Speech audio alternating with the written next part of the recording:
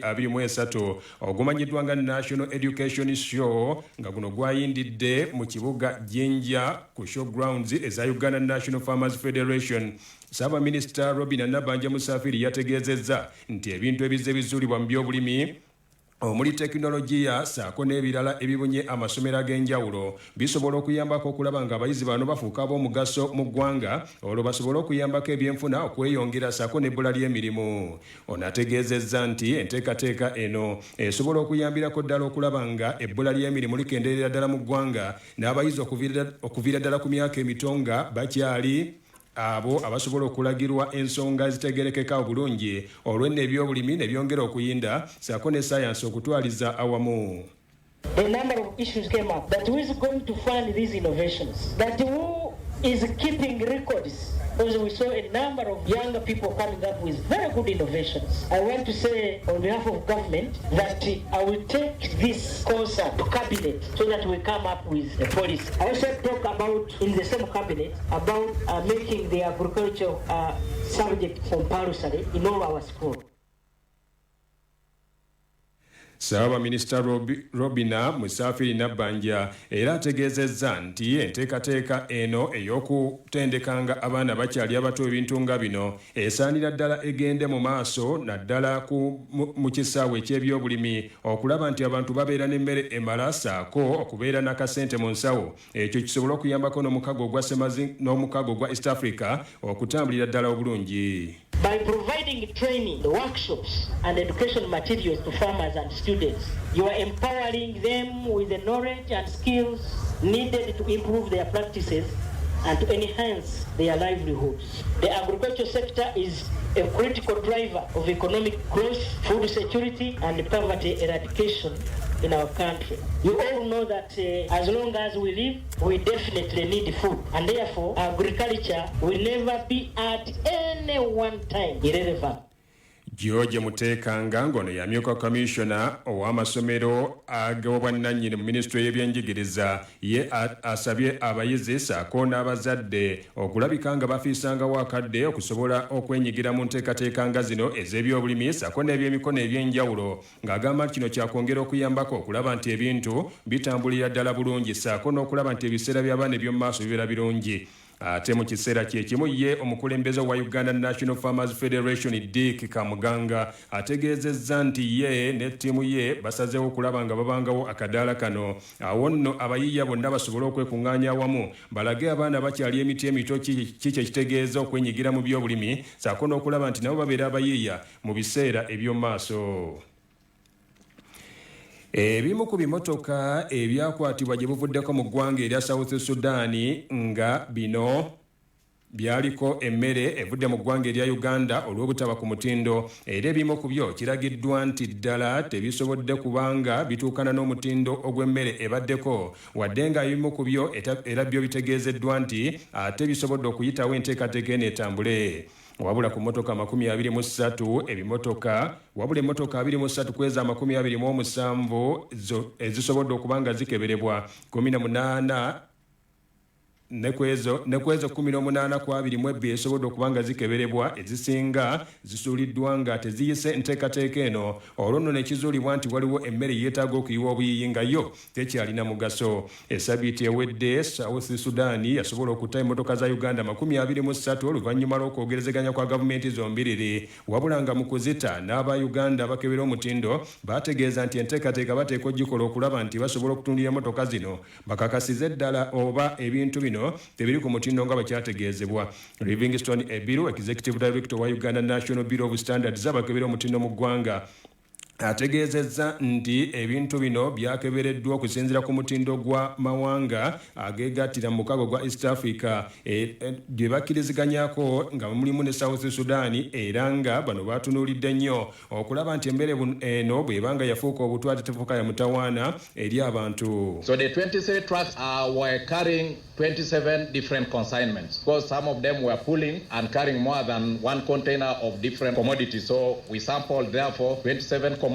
The commodities included maize grain. This is the seeds, the maize grain, the seed, milled maize or maize corn, dry beans, sorghum grains, cassava flour, and finger millet grains. Each of those commodities have East African standards that we have harmonized for application by all the East African member countries. So these are the standards we use for analyzing the samples of those 6 commodities. The issue at hand, which was to be ascertained, was aflatoxins. The reason for impounding these trucks was that they had high levels of aflatoxins beyond acceptable limit.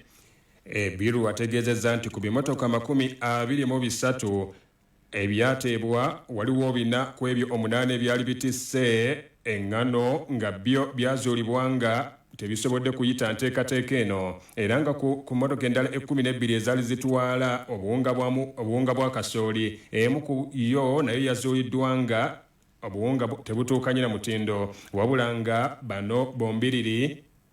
nga bino ate waliwo ebanyiizizza wadde nga bategeezeddwa nti basaanye okugumiikiriza. Harriet Ntambazi minisita omubeezi avunaanyizibwa ku nsonga ez'ebyobusuubuzi. Harriet Ntambazi ategeezezza nti South Sudan yakola omulimu okulabika nga esobola kubanga tekkiriza Uganda n'emmere etatuukanye na mutindo era ng'agamba nti ne gavumenti ya Uganda ebadde naye eteekwa okukkiriza okulaba nga esobola kukebera emmere eno okusobola okulaba nga akatale kaddawo. Ono ategeezezza nti bakulwana okulaba nti akatale ak'ebweru kasobola okubeerawo eri bannayuganda olwo nno bizinesi zisobola okuba nga zitambula n'obulamu okutambula bulungi. What I want to tell Uganda, the market of South Sudan is one of the markets that is very lucrative. We cannot manage to lose it or waste any further time with somebody who is trying to bring confusion at the border. As a government, as the Minister of Trade, we shall not allow anything to touch Sudanese because these are the people, our sisters that we are trading with. It is a market that is taking all our products. It is a market that we are looking at developing together with the Republic of Congo. So I want to thank really the spirit that the government of Sudan has shown to us because the trucks that were held at the border were given chance to hold in one place and negotiations ensued. So this is a good spirit. Instead of doing whatever they would have done, they engaged us and here we are now registering. Abayizi bakubirizddwa bulijjo kwettanira enteekateeka ey'ebiyiiye emanyiddwa nga MDD ng'onajja kubayamba okuggula obwongo wamu n'okubafuula ab'omugaso mu biseera eby'omu maaso. Okusaba kuno kukoleddwa Haji Rashid Bakunda, maneja wa Post Bank Kachiri branch bw'abadde omugenyi omukulu ku mpaka eza MDD ez'essomero lya Wakiso Muslim Secondary School. Okusaba empaka zino ziwanguddwa ennyumba eya Kakungulu era ng'eno yesitukidde mu Sseddume w'ente zo ennyumba endala nazo ziwangudde ebikopo mu nteekateeka ez'enjawulo. Bakunda ategeezezza ng'obwongo obukozesebwa buli kadde era ne bwetaba mu bintu ebyenjawulo buba bwa mugaso na bwekityo n'asaba abayizi bulijjo okwetaba mu kuyimba katemba wamu n'okuzannya emizannyo okulaba nti obwongo bwasobola okubuta ebintu bitambule bulungi. Kanyongere neebaze abazadde abasobodde okuweerera abaana ate ne musalawo mubaleete wano. Kintu kikulu nnyo, nja kusiima abaana baffe naddala abo abeenyigidde mu bikolebbwa leero byonna bye bakoze okuyimba okuzannya era abazadde bw'oba wano ng'olabyemu omwana wo musiimire ddala era muwa amaanyi agende mu maaso kubanga teacher bw'ayogedde a healthy body makes a healthy mind. Nti omwana bw'aba nga yeetaba nnyo mu bintu co-curricular activities ezikolebwa mu ssomero omubiri ge gubeera fit ne kireetera n'obwongo okubeera alert. Ate mwattu mwe abali wano bwe muba mbaleete mukimanyi mukiyigire ku nze nti omutwe gwo w'okoma okukozesa emirimu emingi the more you tax your head we gukoma okulowooza ennyo n'okukola. Ye director w'essomero lino erya Wakiso Muslim Secondary School Dr. Jamiru Senku ategeezezza ng'essomero lino bwe liwezezza emyaka 20 nga lisomesa abayizi bwe lisobodde okutuuka ku birungi bingi omuli n'okuzimba library ennene ddala. Ono era asinzidde wano n'asaba abazadde okugulira abaana baabwe zi kompyuta basobole okusomerako kubanga essomero lisomesa amasomo oluusi nga gayita ku mitimbagano. Mu holiday yaggwa twasomesa online ekibiina kya senior 4 ne senior 6. Kati abazadde mwenna abazze wano olwaleero n'abo abataliiwo mbasaba bw'oba toyina taabu oba toyina kompyuta waka oba bw'oba tolina laptop gy'oyinza kuwa abaana genda kusoma bw'ova wano genda onoonye ssente ezo kubanga mu holiday abaana bagenda kusoma section eya theology egenda kubeera online ne bacandidates abamu basemi-candidates bajja okubanga basoma online abamu abaana abasoma mu holiday bagamba mami yanyimanga kunde essimu ye n'aginzijjako yessaawa mu makaago nga bwe wagula tv oba okyali omuzadde wa wakiso muslim ddayo okuleyo laptop ey'abaana funa gadgeti yonna abaana gye bagenda okukozesa okusoma online because online teaching is now part and parcel. It is a medium of instruction kati okusoma mu secondary school ekyo mukinotinge baneeti twagala excuse. Ye omukulu w'essomero lya Wakiso Muslim Secondary School Hajjati Amina Nakiganda asinzidde wano n'asaba abazadde bulijjo okuwagira abaana baabwe ababeera beetabye mu mbeera ey'okuyiiya era babawagire kubanga bino babikola ng'ebimu ku biragiro ebya minisitule y'ebyenjigiriza. Abaana bano be mulaba biseera ebisinga be tubatwalamuko kalikulazi zino obuwongo bugguka abantu abamu tebakimanyi obuwongo bukola ki bugguka levo gye balizoningirako eba waggulu kwololoola ba omwana gwolabanga kyo mu klasi abeera malegeeri naye nga yaliidinze mayimu kati ebiseera ebisinga naye awulira nga ya ekintu kye mukituuseeko n'abikaminga hapo obaolyawo ne mu klasi n'akola ki n'improvinga so kano kagenda eri bazadde omwana bw'aba yeetabye mu bintu ebifaanagana bwe biti n'akomawo awaka nga performance kitambudde bulungi saagala okulembeza kiri anti nakulaba kite katolabika byobeeramu kano kajja lwalumu ate kaggula obuwongo bw'abaana kyenjagala tutegeere level of creativity abaana bano items zemulabye zonna bebabyeyiiyiriza kati omwana oyo abamusiru kati obudde bwe bamala batudde balowooza kino tuteekewo kino tekinyumye tukyuseemu eyo yonna creativity eggula buwongo. Hajjati Amina Nakiganda mu ngeri yemu asiimye abatandikawo essomero lino wamu ne bahead teacher abaasookawo olw'omusingi gwe baatandika omunywevu naye ekimusobozesezza okugattako ettoffaali lye. naye bwe twogenda essaawa zino Wakiso Muslim Senior Secondary School esajja kudde esajja kukaita okusajjakula Wakiso ewezezza emyaka 2 omuzungu zayita digits 2 so tukuze mu areas ez'enjawulo si bizimbe naye Wakiso ekuze mu bintu byonna so twalaba mu kusa kuno kwebaza ba directors abatandikawo ekifo kino fenna tukimanyi tebyali byangu entandikwa always tebeera nnyangu naye tubeebaza obuvumu obwo for such a big dream yatandikanga dream naye the dream is now a reality for sure Wakiso gyeri nkakasa nti tekyali ekigendererwa ekituufu ekyabakama baffe okutandika essomero lino twebaliza ddala abo abatubinyira mu musaayi ffe obaolyawo nga tetunaba kujja Wakiso Senior Secondary School okuviira ddala ku bahead teachers abatandika ekyo tunne bakima so obaolyawo Hajjati Amina Nakiganda ayogera gye muli we yakisangira n'abaaketa lyakola ki lyakyongerako. Ye akulira theology Sheikh Lukman Kabuga asabye abantu bonna okudduukirira essomero okuzimba amasjidi ndala eneemalawo abayizi kubanga eriwo kati efunze ng'akulembeddemu ba OBs ne ba OGs aba Wakiso Muslim Secondary School munnamateeka William Kalema asiimye abatandikawo essomero lino n'abasobodde okulikuuma era n'asuubiza nga bwe bagenda okusigala nga bawagira enteekateeka ez'essomero zonna. Minisita avunaanyizibwa ku nsonga z'ebyobulambuzi Kano Tom Butime asabye bannayuganda okulaba nga bafaayo okulaba nga bataasa ebifo ebyo ebyatondebwa Katonda okubeera ebyobulambuzi mu ggwanga Uganda. Ono ategeezezza nti ebintu singa byonoonebwa tibisobola kubanga biyambako embeera y'ebyobulambuzi okula era nga Kano Butime bw'ati asabye abantu mu bitundu eby'enjawulo naddala ebyo ebisinga okwettanirwa abalambuzi okukakasa nti ddala babeera abasanyufu ebyensuso ku ekyo Katonda kye yabawa mu kitundu kyabwe n'okufaayo okulaba ng'ebifo bino bisobola okukuumibwa obulungi. Okusinziira ku ba Uganda Bureau of Statistics ebibalo bye bakola emabegako awo biraga nti sekita yokka ey'ebyobulambuzi mu ggwanga epakasa abantu abali mu kakadde kamu n'ekitundu okusinga ku mwaka 2019 bwe baali mu mitwalo 60 nga minisita Butima agamba nti enteekateeka yeeyongedde nga n'olwekyo bannayuganda basaanye kiteekamu amaanyi. Kino nno kitegeeza nti abantu 10 mu Uganda abalina emirimu waakiri 2 bakola mu kitongole eky'ebyobulambuzi obanga mulimu gwa byabulambuzi naye nga gukyayinza okuba ogw'abannannyini era n'ategeeza nti kino kyakuyambako okulaba nti ebintu bitambula bulungi mu ggwanga. But an obligation as enshrined in our development, as enshrined in our constitution. The fundamental pillar in our drive for sustainable development and transformation of our country. There will be no resources to bring back what we have lost. If we lose a species, it will be difficult to bring back that species which is lost, which has become extinct. So we must preserve what we have.